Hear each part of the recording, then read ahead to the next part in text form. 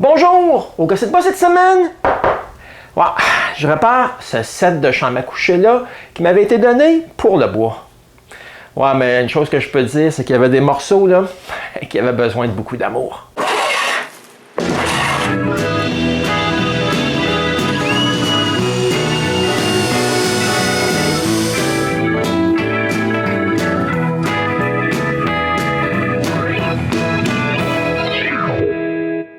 Il y a plusieurs mois, notre fille a finalement déménagé dans son nouvel appartement.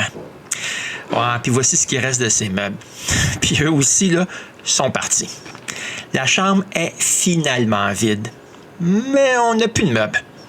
Quand Serge m'a donné tous ses meubles pour récupérer le bois, René a préféré que je les répare pour qu'on ait des meubles dans notre chambre d'amis. Par contre, chaque morceau a quelque chose de brisé. Je commence par réparer une des tables de nuit. Ouais, c'est le plus facile. Juste recoller le support d'une glissière. En fait, c'est les deux premiers morceaux qu'on met dans la chambre.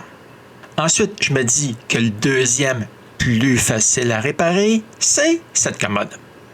Un des côtés d'un tiroir, il tient plus en place.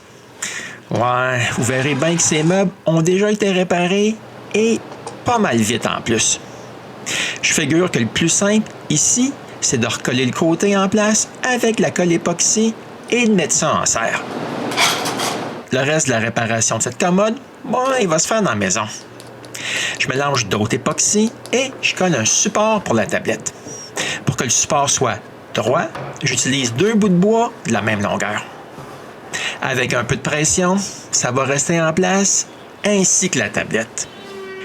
Ouais, et puis un gros 3 mois plus tard, j'ai un peu plus de temps et je finis les réparations. Je commence par cette commode. Si on la regarde de l'arrière, on peut bien voir qu'elle a été réparée avec des vieux murs de préfini. La première chose que je colle, c'est un des séparateurs entre 2 tiroirs. Ouais, si toutes les réparations auraient été aussi faciles, j'y aurais pas passé autant de jours. Pendant que la colle sèche, je peux m'occuper du support de ce tiroir. Ouais, puis là, je me casse pas la tête. Je perce des trous dans le bout de bois qui a décollé, je mets de la colle dessus et visse le morceau exactement où il était. On peut bien voir que durant la dernière réparation, ils sont pas vraiment forcés. OK, moi non plus ici. Mais avec ce bout de bois de recoller, je peux mettre la glissière en place. De l'autre côté, il y a une tablette. Mais là, c'est un peu trop. On ne pourra rien y mettre. Je vais en faire une toute nouvelle. Pour ça, je passe au travers de mon beau contreplaqué de merisier russe, plaqué merisier. Je trouve un morceau et je le coupe à la grosseur de la tablette.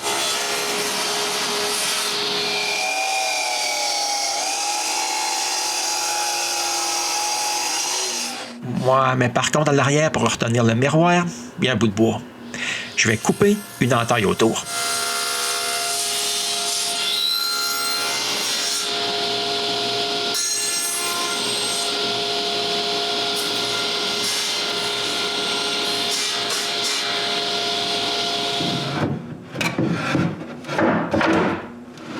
Avant d'aller plus loin, je l'essaye.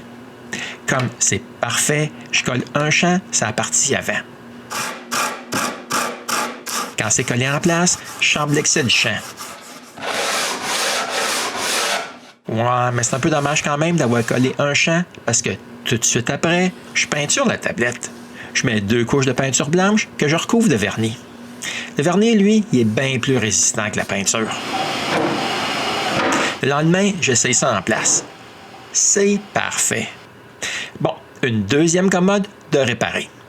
Fini les choses faciles, parce que pour réparer les cadres des miroirs, ça sera pas aussi facile. Ils tiennent ensemble avec des vis et des bouts de métal. Non, c'est pas terrible. Avant d'enlever les vis, je fais une marque pour des mortaises. Ensuite, j'enlève toutes les vis et je refais un assemblage qui sera pas le bois de bout collé sur un champ.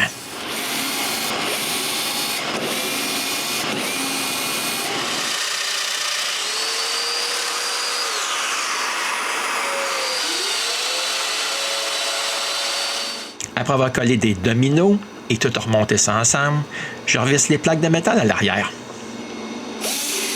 Ouais, Je savais déjà. Puis des trous, ils étaient déjà là. Et ça va m'aider pour mettre tout ça en serre.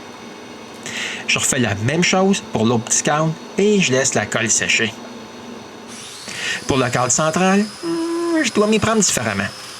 La traverse du bas, elle, va être retenue en place avec des dominos. Ouais, mais c'est impossible pour le haut. Là, j'utilise des goujons. Pour aligner les trous sur l'autre morceau, j'utilise des pointes à centrer.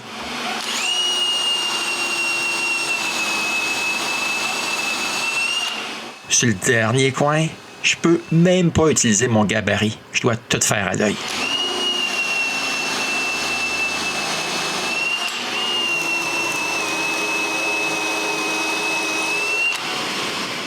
Avant de mettre de la colle, je fais un assemblage à sec pour avoir une petite idée de comment ça va se passer. Après, je peux mettre la colle. Ouais, ça prend pas mal de serre. Je m'assure que c'est bien carré et je mets ça de côté. Quand la colle est sèche, moi, je vois que j'ai pas vraiment un beau joint dans la brisure. Je mélange donc de la poussière de bois avec de la colle transparente. J'utilise cette pâte pour boucher les craques. Ouais, j'aurais pu utiliser du bouche-port, mais j'aime mieux utiliser quelque chose qui avait un peu de colle. Maintenant, je vais commencer à travailler sur ce qui m'a donné le plus de trouble. La tête de lit. Comme pour la plupart des autres morceaux, tout était retenu ensemble avec des bouts de métal vissés. Les poteaux sont pas assez longs. Ils avaient été rallongés comme ça. Ouais, mais par contre, je ne veux pas vraiment faire ça. Je vais faire quelque chose de mieux. Je commence par coller des bouts de bois sur ces bouts pour avoir plus d'épaisseur. Comme vous pouvez voir, moi aussi, j'utilise des bouts de vieux meubles que j'ai gardés. Pendant que la colle sèche, je peux commencer à m'occuper des bouts des poteaux. Pour ça, je refais des restes de pain qui traînent.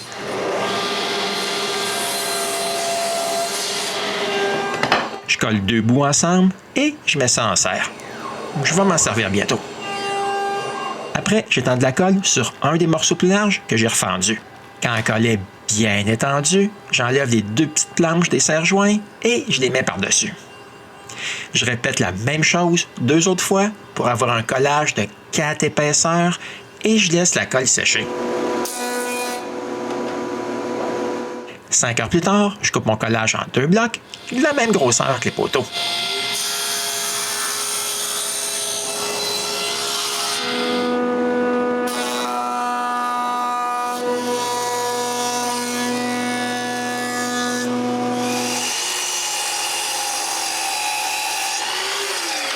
Pour m'assurer d'avoir une surface bien droite, je coupe aussi le bout des 2 poteaux.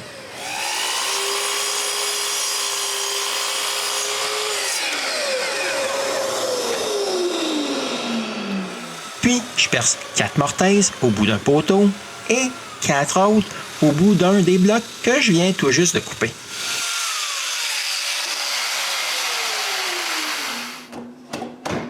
Voici comment je vais rallonger les poteaux. Un de fait, il en reste un autre. Bon, voilà les 2. Mais j'ai un léger problème.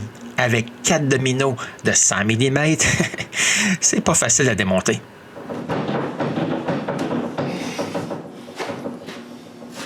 Mais tout coller ça en place après est pas mal facile. J'ai juste à laisser ça sécher toute la nuit. Le lendemain, je chambre toute la partie droite du bas des poteaux.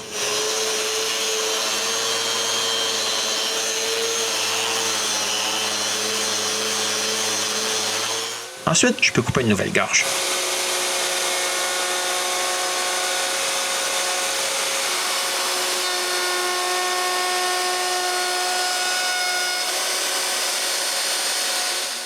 À certaines places, sur le poteau original, j'ai pas tout enlevé le vernis avec le toupie. Je l'enlève avec du papier sablé. Après m'être assuré que les 2 poteaux sont à la même place, je les coupe toutes les 2 à la même longueur.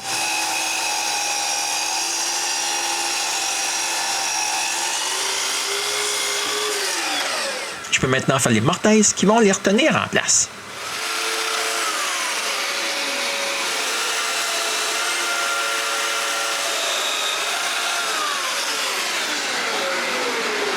Originalement, là, il n'y avait rien ici. Juste comme ça. Ouais, pas étonnant que rien tenait en place. Je vais donc m'occuper de ça tout de suite.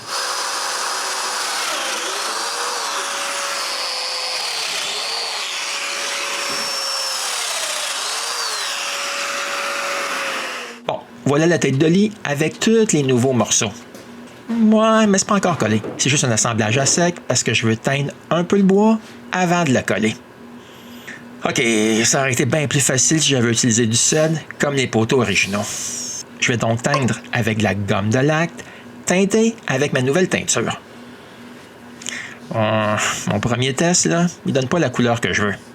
Je regarde les couleurs que j'ai achetées, j'ajoute des gouttes à la gomme de lac et j'essaye ça. Ouais, c'est pas encore à mon goût. J'ajoute d'autres teintes. Bon, je pense que ça va faire l'affaire. Je teins le tout. Ouais. En fin de compte, là, j'ai maintenant des beaux poteaux de 3 teintes différentes. Ouais, je vais vivre avec ça. Maintenant, je peux coller tous les morceaux en place.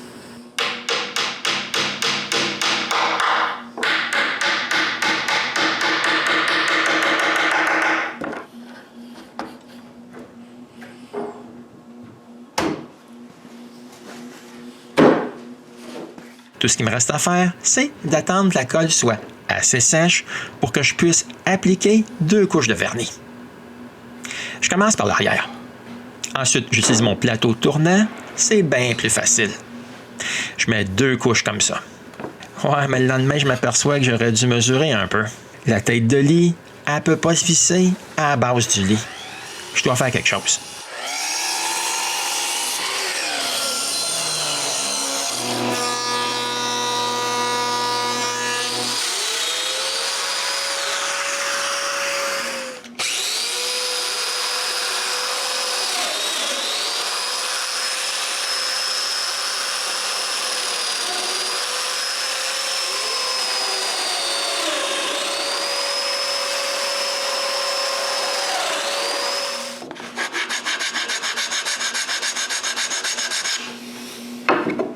Bon, ça va aller juste comme ça.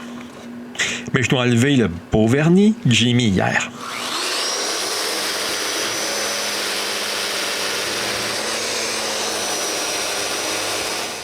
Après, je peux coller ça en place maintenant. Il faut juste glisser le tenon dans la fente du bas et mettre ça en serre.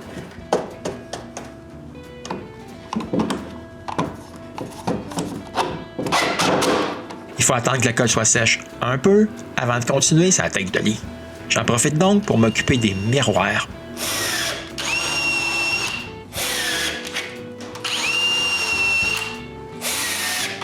Ici, là, par contre, René me donne un petit coup de main.